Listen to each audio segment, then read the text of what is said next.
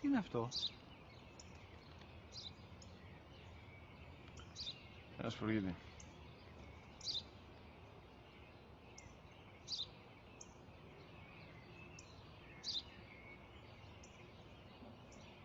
Τι είναι αυτό?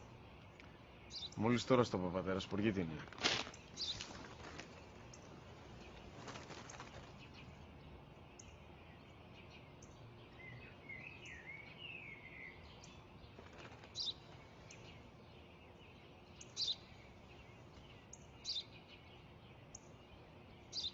Τι είναι αυτό? Ένα σπουργίτη είναι, πατέρα. Ένα σπουργίτη. Σπου-γι-τι!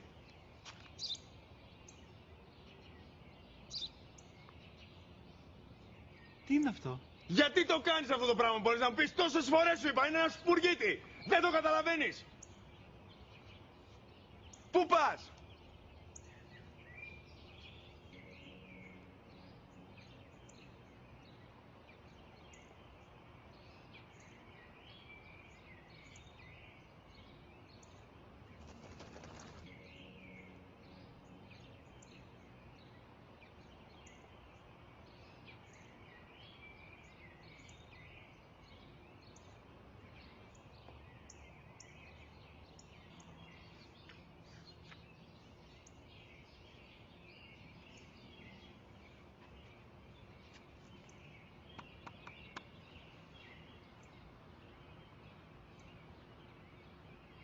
Δυνατά.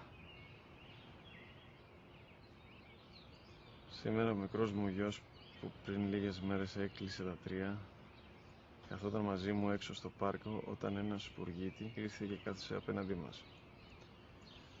Ο γιος μου με ρώτησε 21 φορές τι ήταν αυτό και του απάντησα και τις 21 φορές ότι ήταν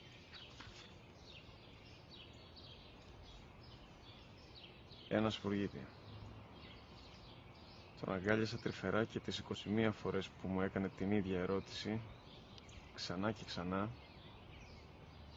χωρίς να εκνευριστώ, νιώθοντας στοργή για το αθώο μου αγοράκι.